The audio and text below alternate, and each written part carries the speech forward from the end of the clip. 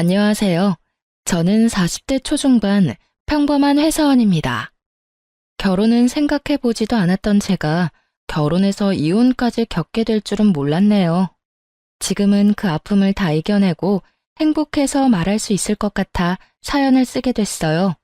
골드미스를 꿈꾸다 이혼까지 하게 된 제 이야기를 여기서 말해볼까 합니다. 저와 남편은 회사에서 만난 사이였어요. 사회생활을 비교적 빨리 시작한 저는 실력을 인정받아 부장까지 빠르게 승진한 케이스였고, 남편은 고시 공부를 하다가 결국 마음을 접고 회사에 입사한 케이스였죠. 처음 만난 건 남편이 대리였을 때였습니다. 저는 자기 관리를 잘하는 능력 좋은 골드미스로 회사에서 꽤 많은 남자의 고백을 받았지만 결혼은커녕 연애도 생각하지 못했어요. 일을 너무나 사랑하기도 했지만 제가 생리불순이 심각했고 그로 인해 배란도 일정치 않아 아이가 생기기 힘든 몸이라는 진단을 받았었거든요. 이런 상황들을 만나는 사람에게 설득하고 싶지도 않았고 그렇게 할 만한 남자를 만나지도 못했습니다. 당시의 남편은 키도 훤칠하고 사교성도 좋은 사람이었어요. 저 부장님, 곧 퇴근하실 시간인데 저녁 같이 어떠세요? 아, 퇴근. 먼저 퇴근하세요. 나는 할 일이 더 남아서. 부장님, 일하시더라도 식사는 하셔야죠. 저랑 같이 저녁 드시고 일하시죠. 그래요. 밥은 먹어야 하니까. 남자를 만날 생각이 없다고 하더라도 굳이 오는 남자를 다 막아야겠다는 생각은 아니었고 호감형의 남자를 마다할 이유도 없다는 생각이 들더라고요. 가볍게 저녁 한 끼 정도야 부하 직원과 할 수 있는 거라는 생각도 들었고요. 부장님, 네? 부장님은 왜 연애 안 하십니까? 내 일만 하기에도 하루가 짧고 난 일이 좋으니까요. 그리고 사적인 대화는 자제하죠. 저는 부장님이랑 사적인 대화도 꽤 하고 싶은데요. 네? 아, 이 대리, 이런 얘기하려고 저녁 먹자고 한 거라면 저는 일어나 볼게요. 사적인 대화가 꼭 남녀 간의 대화만 있는 건 아니잖아요. 친구도 안 되나요? 글쎄요, 직장 상사와 친구로 지내는 게 가능할까요? 가능한지 한번 보시죠. 그래도 퍽퍽한 세상에 내 마음 터놓을 사람 있으면 나쁠 것 없지 않을까요?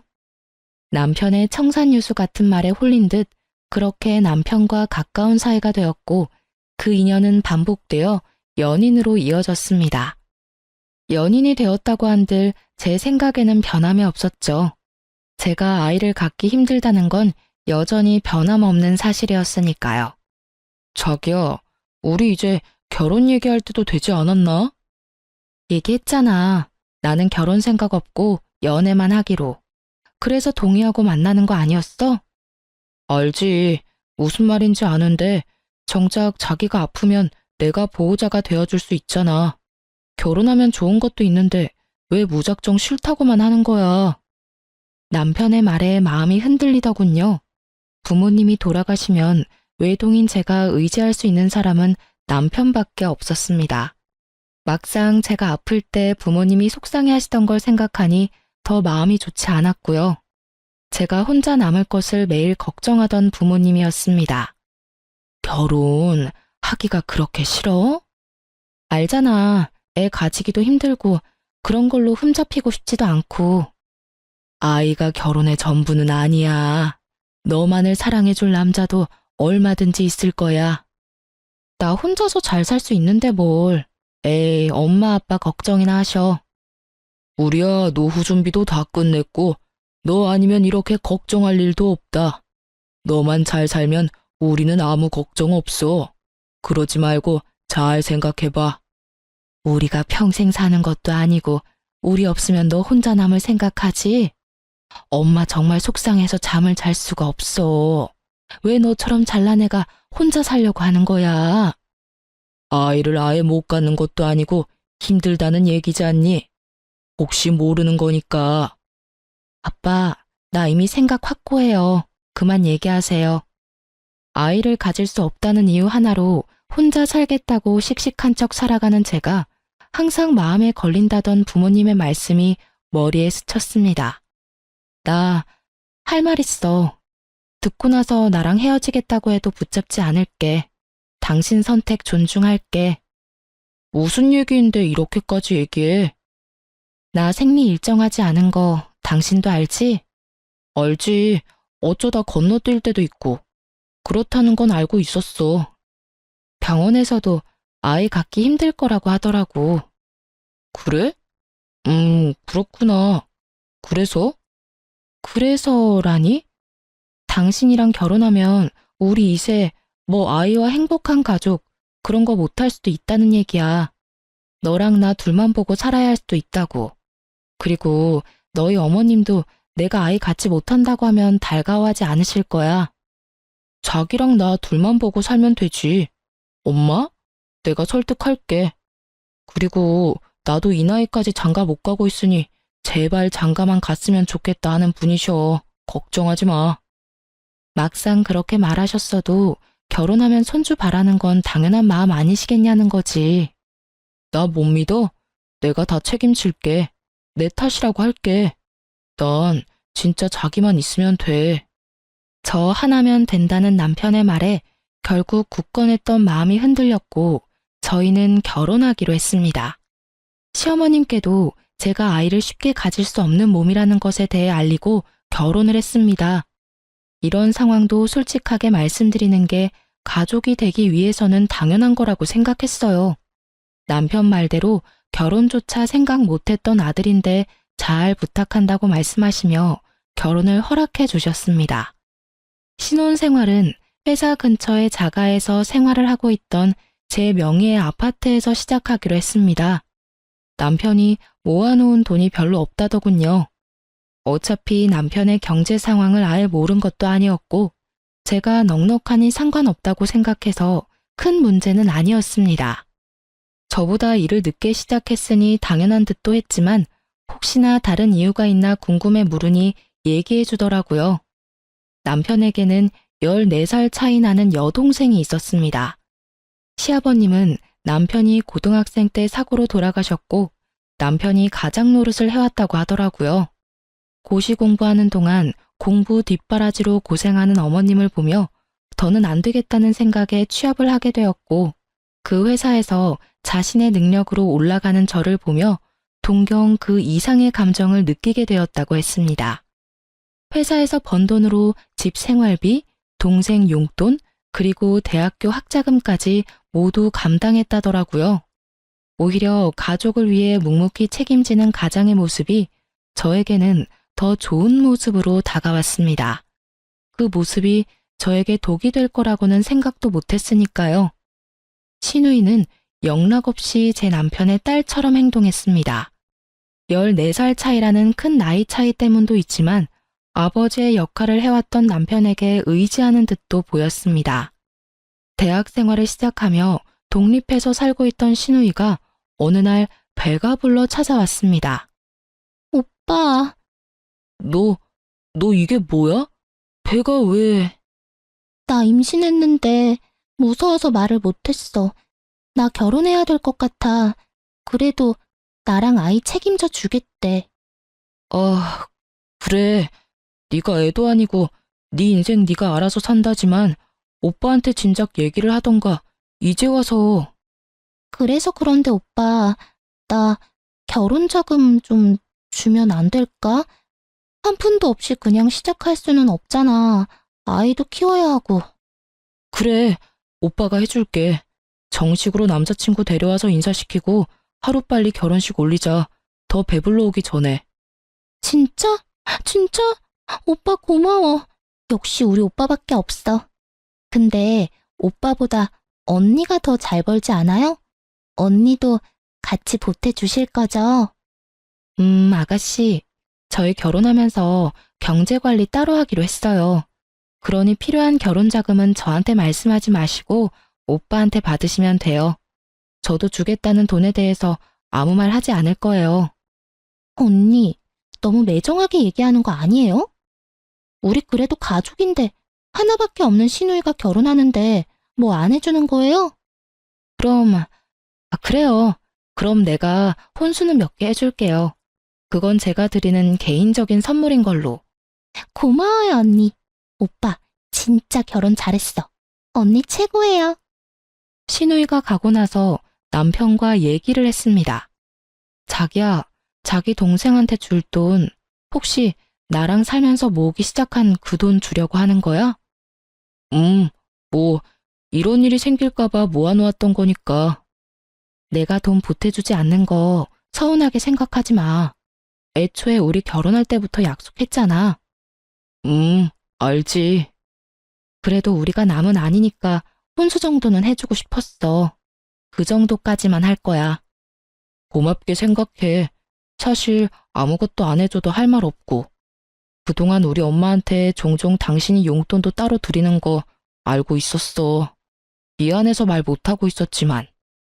그건 당신과 무관하게 내가 어머님께 드리고 싶어서 드리는 거니까 마음에 두지 마. 그렇다고 미안한 마음에 우리 엄마나 아빠한테 따로 돈 드리거나 하지도 말고. 우리 부모님은 내가 챙길 테니까. 알았지? 사실 저희가 결혼을 하며 결혼 계약서를 작성하고 공증을 받아 놓았습니다. 부모님이 아니면 저 혼자 살아가야 하는 인생에 남편을 믿고 결혼하기는 하지만 형제가 없는 저는 부모님이 무슨 일이 생기면 제가 다 감당해야 하는 상황이니 부모님께 남편 눈치 보며 용돈 드리고 싶지도 않았고 각자 부모님과 집안에 대해서는 각자 하는 게 맞다고 생각했거든요.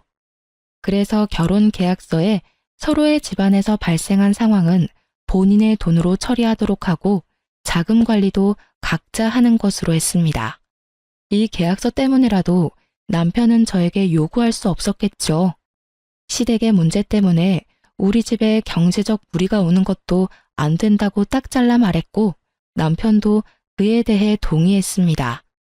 남편은 본인이 모아놓은 돈 5천만 원을 모두 시누이에게 결혼자금으로 주었고 시누이는 저와 남편이 해준 돈과 혼수로 결혼 생활을 시작했습니다.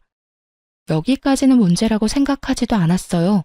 그럴 수 있는 일이라고 생각했죠. 문제는 그 다음이었습니다. 결혼한 시누이가 아이 낳고 1년 만에 이혼하고 집으로 돌아왔더라고요.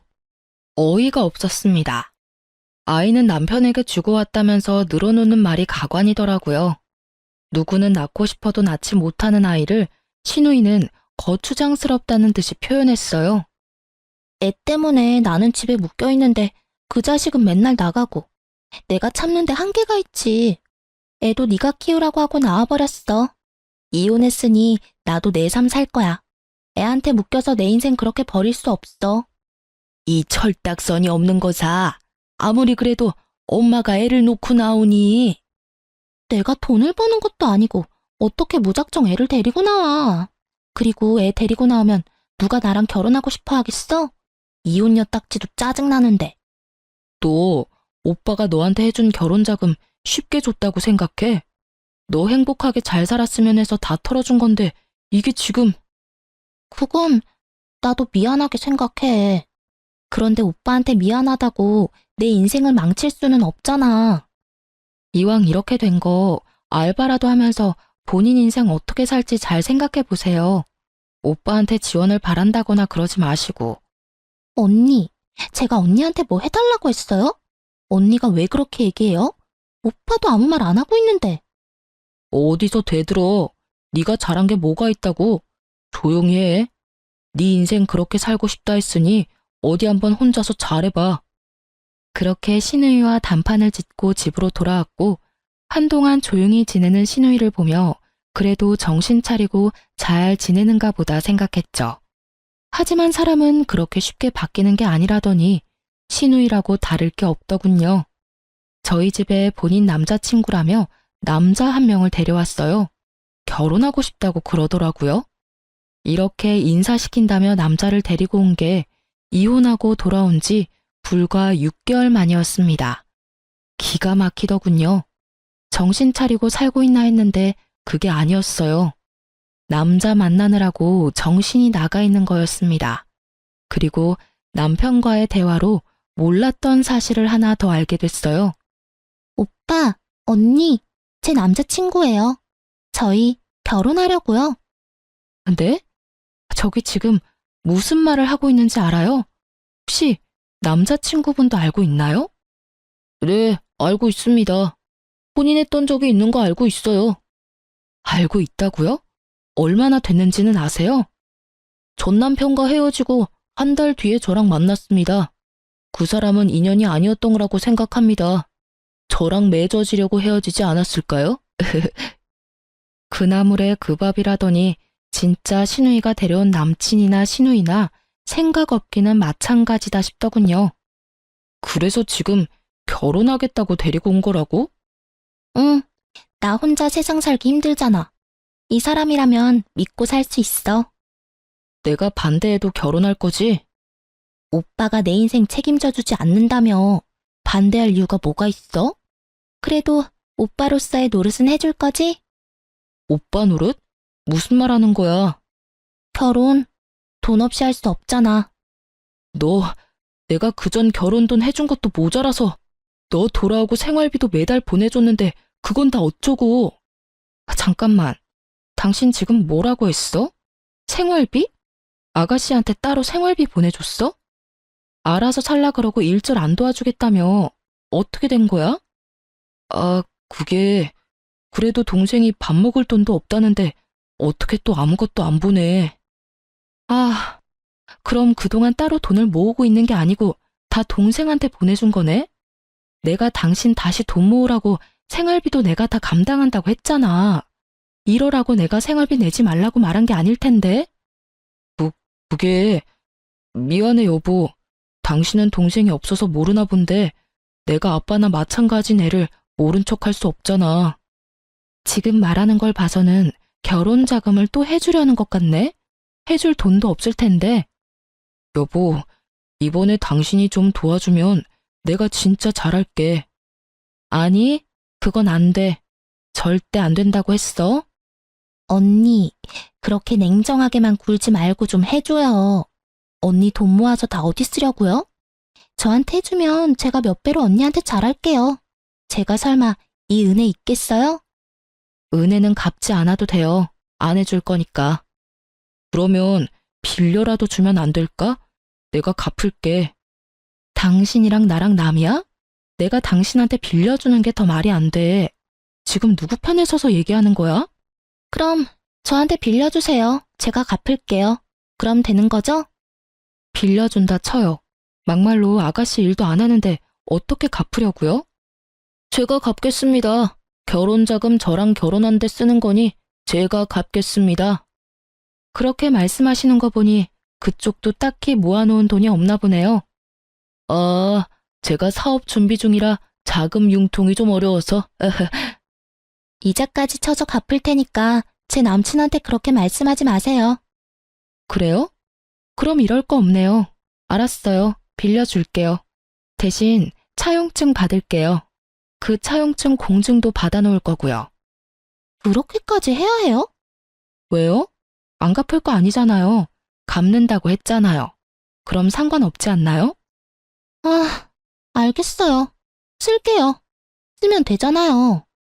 그렇게 신우이에게 결혼자금 5천만 원을 빌려주며 이자까지 주겠다는 신우이의 말처럼 차용증 내용을 써서 변호사를 통해 공증까지 받아놓았습니다. 사실 그 돈 안 받아도 상관없었어요. 받을 생각도 없었지만 신우이 말하는 태도가 좋지 못했고 남편도 말로만 혼낼 뿐 결국 신우이가 원하는 대로 다 들어주는 게 못마땅해서 겁이라도 주려고 변호사 앞에 데려다가 공증을 받은 거였어요. 그래야 정신 차리고 돈도 벌고 자기 스스로 일어설 수 있을 것 같더라고요. 아무리 그래도 남편 여동생인데 저도 사람인지라 미운 정이 들었는지 못 사는 모습 보고 싶지 않았고 언니 같은 마음으로 잘 살 수 있게 도와주고 싶었어요. 마냥 도와주는 것보다 이렇게 자립심을 키워주는 게 언니로서 더 위해주는 일이라고 생각했고요. 그렇게 신우이는 두 번째 결혼을 했고 이제는 진짜 우리에게 손 내밀 일 없을 거라고 생각했어요. 남편도 이번 일을 계기로 더 이상 도와주지 않겠다고 했고요.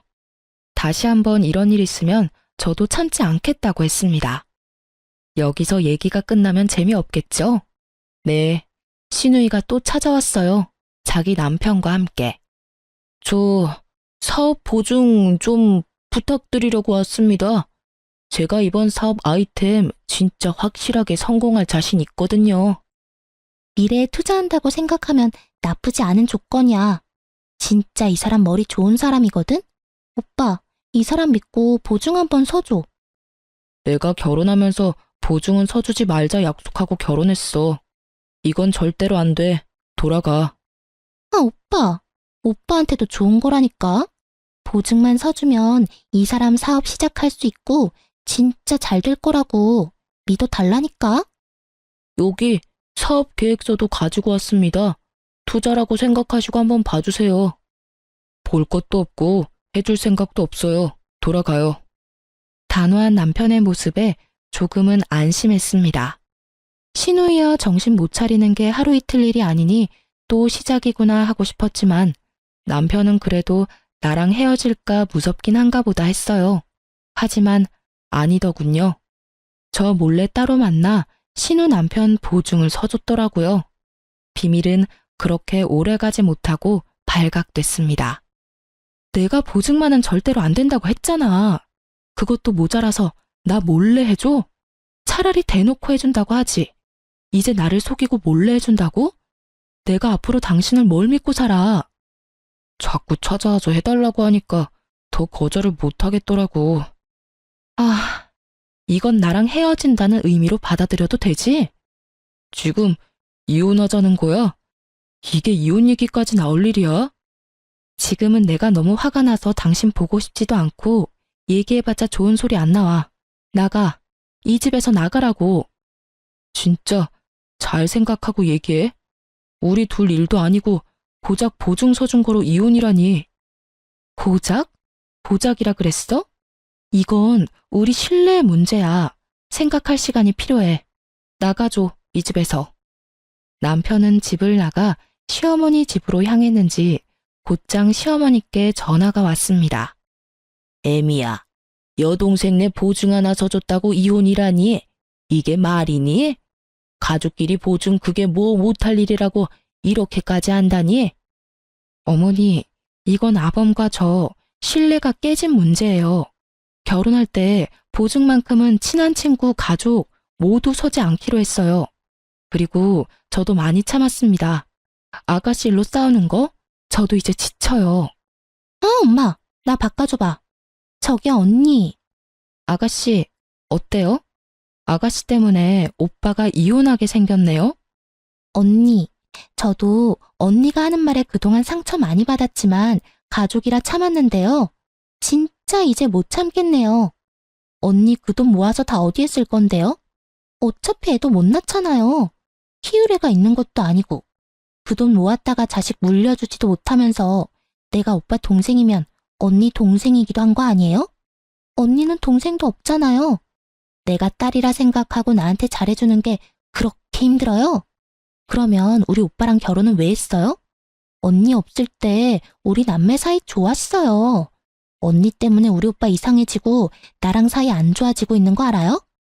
이런 게 적반하장이다 싶었습니다. 잘해줘 봐야 기억도 못하고 물에서 꺼내주면 보따리 내놓으라던 옛말이 하나 틀리지 않다는 걸 알았습니다. 제가 이 상황에서 벗어나는 건 이혼밖에 없겠다 싶었어요. 남편이랑 더 얘기할 것도 없었습니다. 전화로 저렇게 함부로 얘기하는 신우이를 가만히 놔두고 옆에서 묵묵히 듣고 있었던 건 이 상황, 이 말에 모두 동의한다는 것밖에 안 되는 거였어요. 제가 이혼을 하기로 마음먹은 이상 제대로 잘라내야겠다고 생각했습니다. 전 혼자서도 세상을 살아내야겠다고 생각하고 늘 대비해오던 사람이었기 때문에 이런 상황에 대해서도 대처해 놓았어요. 제 성견지명이 빛을 발하는 순간이었습니다.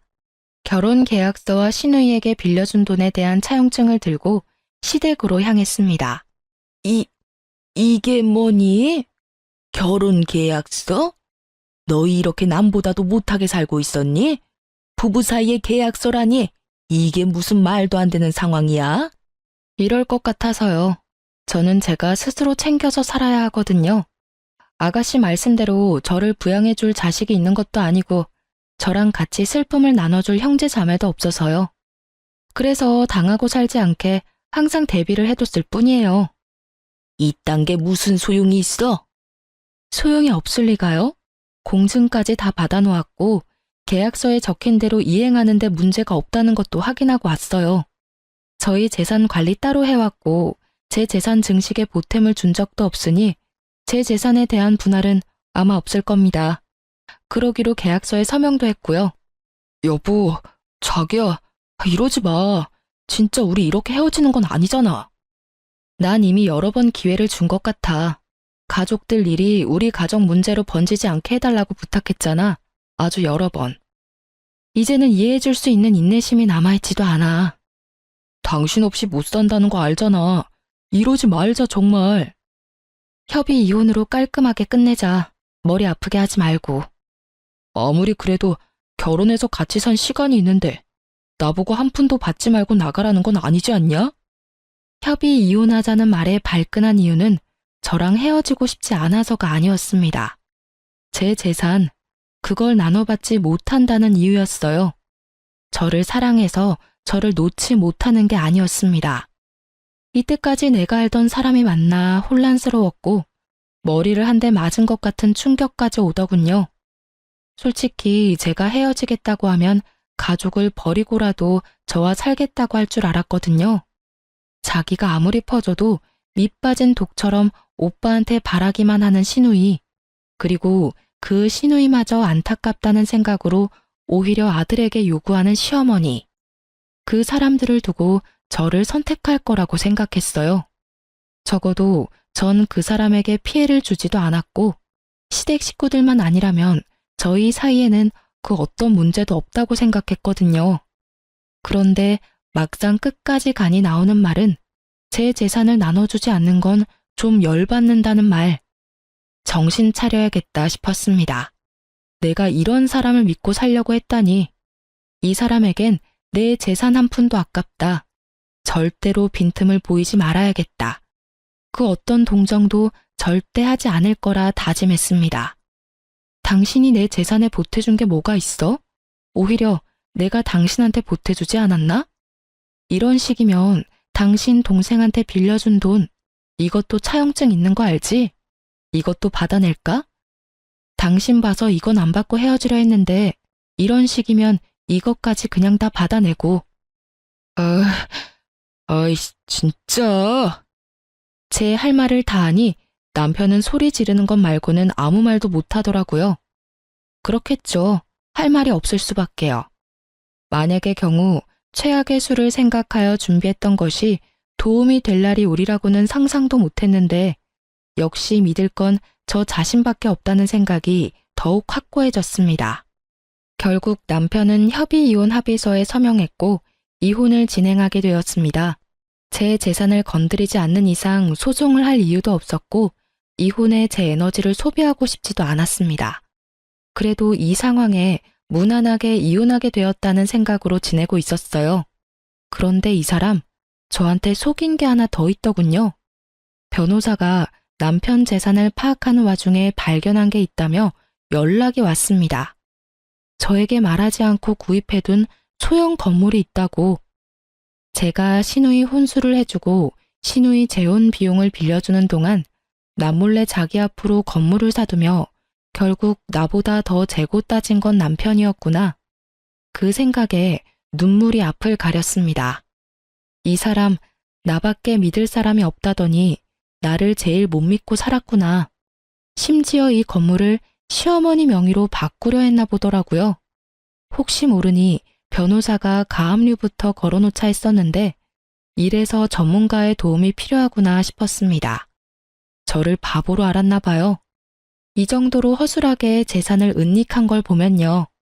남편은 당연히 시어머니 명의로 변경하지 못했고 이에 대해 재산 분할 청구를 했습니다. 괘씸한 마음이 들어 시누이에게 빌려주었던 돈도 강제 집행을 요청했고 그 돈까지 모두 받아냈습니다. 그러자 가만히 있던 남편 쪽에서 연락이 오더라고요. 당신 동생한테 쓴 차용증 빌미로 강제 집행해서 그 돈을 결국 다 받아갔더라? 참 당신 인정머리 없는 줄은 알았지만 사람이 못됐다 정말. 우리가 지금은 이 지경이어도 가족으로서의 정이라는 게 있는데 이런 식으로 나와? 나라고 아무것도 몰라서 가만히 있었던 줄 아나 봐? 참 말 한번 뻔뻔하게 한다. 우리가 가족이라고? 가족이어서 건물 있다는 것도 속이고 네 여동생이 잘못돼서 이렇게 된 우리 상황 생각 안 하고 나한테 인정머리 없다고? 그래, 네가 아는 게 뭐길래 이렇게 말하나 한번 드러나 볼게. 너만 변호사 있는 줄 아냐? 나도 변호사 있거든? 장인어른이 준 돈이 있다는 얘기도 안 했더라? 야, 너도 그렇게 철저히 숨겼으면서 나를 욕할 입장은 아닌 것 같은데? 그 돈, 우리 부모님이 본인들 혹시나 안 좋은 일 생기면 그때 쓰라고 주신 비상금이야. 본인들 나중에 장례식 때 쓰라고 준 비상금이나 마찬가지라고. 내가 쓸 돈도 아니고 그래서 너한테 말할 이유도 없고. 한두 푼도 아니고 그 큰 돈을 말 안 하고 있었던 이유로 참 좋은 이유 든다. 내가 그 돈 가만히 두나 봐. 나도 재산 분할 청구 소송할 거야. 어디 한번 해보자고. 맘껏 해봐. 능력 있는 변호사 쓰고. 하긴 능력 있는 변호사 썼으면 지금 나한테 이렇게 전화해서 말하는 짓이 얼마나 멍청한 짓인지 알았겠지. 변호사 말이 부모님께서 증여해준 돈은 재산 분할 대상에 해당하지 않는다더군요. 만약 건물을 구입해서 그 건물값이 올라갔다거나 주식을 사서 재산이 증가했다면 분할 대상이 됐을 수도 있지만 단순히 증여받은 돈 자체를 분할 요청할 수 없다고요. 어차피 건드릴 생각도 없는 돈이었지만 부모님도 혹시나 하는 마음에 그냥 비상금으로 두고 있으라고 하셨었거든요. 결국 남편의 재산 분할 요청은 받아들여지지 않았습니다. 본인의 건물값이 구입했을 때보다 꽤 올라 저는 많은 재산 분할을 받게 된 것에 비해 본인은 받은 게 없으니 열이 꽤 받았는지 핸드폰에 불이 날 정도로 전화를 해대더군요. 받아봤자 들을 말 뻔했고 하고 싶은 말도 없던 저는 다시는 연락하지 말라는 문자와 함께 번호를 차단했습니다. 그렇게 남편과는 더러운 꼴을 다 보고 이혼하게 되었습니다. 이혼 후에도 계속 같은 회사에 근무했던 저와 전 남편은 듣고 싶지 않아도 서로의 소식을 들을 수밖에 없었습니다. 한동안 눈치 보며 저에게 남편 얘기를 하지 않던 직원들이었지만 아무리 쉬쉬해도 들리더라고요.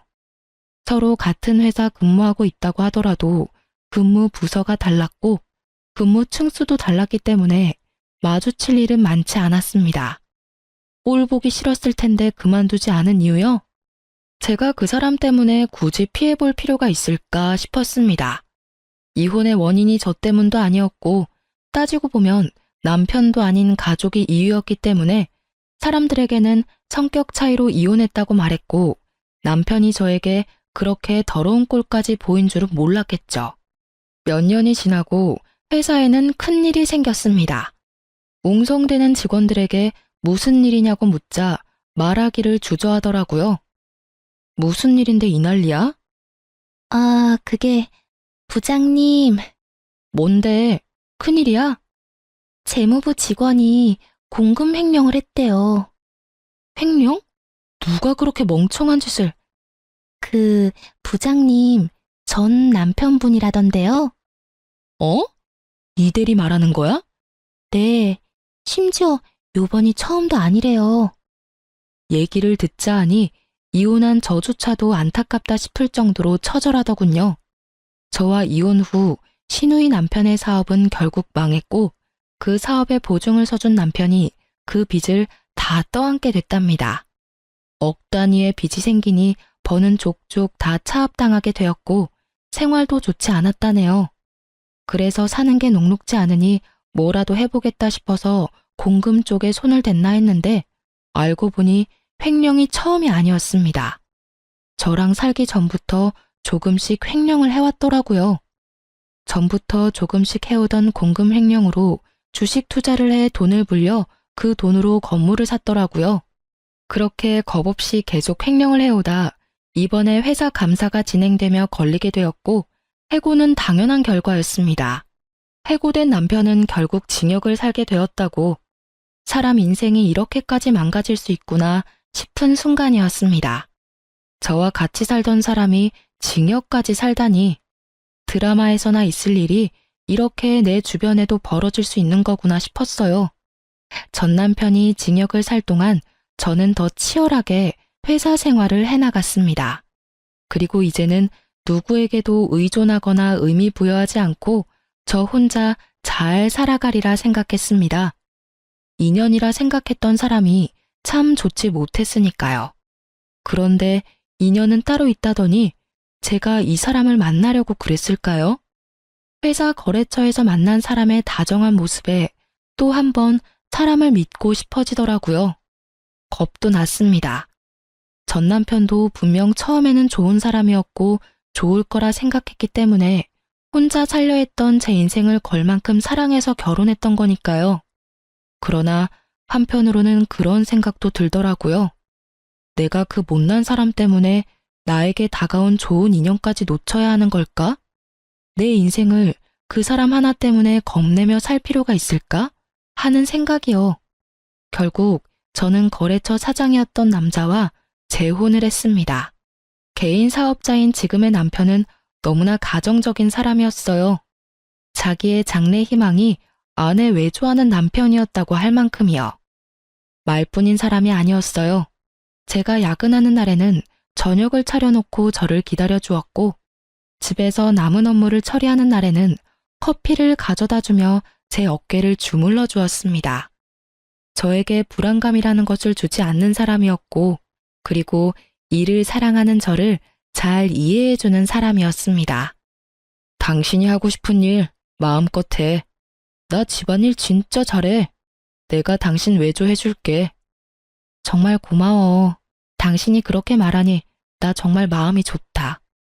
그리고 제가 가장 두려워했던 아이 문제. 그리고 우리 한번 노력해보지 않을래? 아이 말이야. 물론 아이 없이 당신과 둘이어도 너무너무 행복해. 근데 지나가는 아이들 보고 당신 슬픈 눈 하는 거 너무 마음 아파. 우리 노력해보고 안 되면 그때 우리 둘이 행복하게 살아도 좋잖아. 그래, 당신이랑 노력한다면 아이 생기지 않아도 그 과정도 행복할 것 같아. 저를 이렇게나 이해해주는 남편인데 단지 실패를 두려워하며 아이를 갖지 않을 이유가 없었습니다. 설령 아이를 가지지 못한다고 하더라도 제 슬픈 마음을 잘 위로해 줄 수 있을 거라고 믿었습니다. 저희는 적극적으로 난임병원에 다니며 아이를 가질 수 있도록 노력했고, 저희의 마음을 하늘이 알아준 것처럼 저희에게 예쁜 아이가 찾아왔습니다. 지금의 남편은 임신 기간 내내 정말 제가 무슨 여왕인 듯 떠받들더라고요. 이렇게 행복해도 되나 싶을 정도로 행복한 시간이었습니다. 임신 기간 내내 혹시나 하는 불안감은 괜한 생각이라는 듯이 건강하게 자라 태어난 저희 아이는 지금의 남편을 닮아 잘 웃고 착한 아들이었습니다. 아이를 낳고서 회사를 그만두어야 하나라는 생각을 하는 저에게 자기가 아이를 돌볼 테니 제 일을 계속하라던 남편이었습니다. 오히려 저보다 아이를 잘 본다 싶을 정도로 아이 육아를 너무나 잘해줬어요. 덕분에 빨리 회사에 복귀하여 일에 집중할 수 있었고 진급도 하게 되었습니다. 행복한 나날의 연속이었어요. 아이는 건강하게 무럭무럭 자라 만 1살 돌이 되었습니다. 아이 돌잔치를 위해 호텔을 예약했고 돌잔치 당일이었습니다. 양가 식구들과 친척들을 초대해 소소하게 진행한 돌잔치였어요. 그리고 그 사이에서 음식 서빙을 하고 있던 전 시누이를 보게 되었습니다. 황급히 얼굴을 피하더군요. 저는 일부러 전 시누이를 불렀습니다. 서빙하느라 수고가 많네요. 여기 팁. 열심히 살아요. 다른 사람 덕으로 살려 하지 말고 자기가 벌어서 사는 삶을 살아요. 저 행복하게 살고 있어서 몰랐었는데 마음에 응어리가 남아있었나 보더라고요. 옛 시누이에게 그렇게 훈수를 던지고 나니 마음에 있던 돌멩이가 사라진 기분이었습니다. 돌잔치를 끝내고 집으로 돌아와 요리할 힘도 없던 저희는 배달 음식을 시켜 먹기로 했어요. 참 정말 이런 일은 꼭 하늘이 장난을 치고 있는 게 아닌가 싶을 만큼 한 번에 일어나더라고요. 저희 집 앞에 서 있는 배달기사는 전 남편이었습니다. 징역 살고 나와 배달 일을 하고 있다는 소문은 들었었는데 설마 우리 집으로 배달 오겠어? 싶던 생각은 역시나 현실이 되었습니다. 어떻게 여기에? 그건 내가 할 말이고 이젠 이쪽 배달은 안 왔으면 좋겠네. 보기 거북하니까. 여보, 음식 받았어? 내가 아기 기저귀 갈고 음식 세팅할 테니까 식탁에 올려놔. 아기? 너 아이를 낳았어? 못 낳는다고 했잖아. 어떻게 된 거야? 글쎄 말이야. 당신이랑은 그렇게 안 생기던 아이가 이 사람이랑은 생기더라고. 당신 문제였나 봐. 아이 안 생기는 건. 아니면 하늘이 내 편이라 우리 사이에 아이를 안 주셨던 거겠지? 저를 원망하는 듯 애처로운 듯 바라보는 전 남편의 눈빛을 뒤로하고 문을 보란 듯이 쾅 닫았습니다. 그 일을 마지막으로 전 남편은 다시 볼 수 없었습니다. 자신의 동생을 위해서 최선을 다하는 오빠였지만 정작 자신의 가정은 지키지 못했던 전 남편은 그렇게 위하던 여동생 때문에 좋은 직장도 잃고 정가가 있는 사람이 되어버렸더군요. 남편에게 은혜를 갚겠다던 신우이는 본인의 빚 갚기에도 급급한 사람이 되었고요. 자기만 믿으라던 전 남편의 가머니설에 속아 결혼했지만 만약의 경우를 생각해 대비해 놓은 것이 다행이다 싶습니다. 여전히 현재 결혼 생활에서도 서로의 비상금은 지켜주며 생활하고 있습니다. 전 남편이 저에게 나쁜 영향만 준 것은 아닌 것 같아요. 여자라고 해서 무조건 집에서 살림만 해야 하는 게 아니라는 것도 알았고, 적어도 자신의 가족이 위기에 닥쳤을 때 서로의 눈치를 보지 않고 해결해 줄 수 있을 정도의 능력은 유지하며 살아가는 게 좋겠다는 생각에 더욱 확신을 주었거든요. 그리고 가정을 이루었다면 무엇보다 그 가정에 충실해야 하는 게 맞잖아요. 제 가치관이 틀리지 않았다는 걸 몸소 증명해준 전 남편. 만일 전 남편이 신우이나 신모가 아닌 저를 선택했다면 지금의 상황도 조금은 달라져 있을까요? 글쎄요. 전 결국 전 남편은 똑같이 우리가 아닌 자기 가족만을 선택했을 거라 생각합니다. 가족의 개념이 저와는 다른 사람이었다고 생각하니까요. 저와 같은 가치관을 가진 지금의 남편은 저와 같은 생각을 많이 하는 사람이어서인지 저의 의견을 많이 존중해주며 의견의 차이가 난다고 하더라도 그 중간점을 잘 찾아 타협해 나갈 줄 아는 지혜로운 사람이네요. 무엇보다 여전히 절 많이 아껴주고 절 존중해주고 있습니다. 저희에게 찾아온 보물 같은 아이도 별 탈 없이 잘 크고 있고요. 인연이 아니라면 놓을 줄도 알아야 진짜 좋은 인연을 잡을 수 있다는 걸 알았네요. 인연과 함께라면 기적이 일어날 수 있다는 것도요. 제가 계속 신우이와 시댁을 향해 희생하다 못해 저에게까지 같이 희생하기를 강요하는 전 남편과 같이 살았다면 지금의 이런 행복한 삶은 살 수 없었겠죠. 맞지 않는 부분은 맞춰 나가는 게 부부이지만 그 부분이 너와 내가 아닌 다른 가족들에 의한 것이라면 끊어내지 않는 한 힘들 수 있을 것 같습니다. 저의 경우처럼요. 언젠가 나아지겠지라는 생각으로 참기보다는 본인을 위한 선택을 하는 게 좋지 않을까 생각해 봅니다. 여러분, 날씨가 갑자기 추워졌네요. 항상 따뜻하게 입으시고 건강 조심하세요. 기나긴 제 이야기 들어주셔서 감사합니다.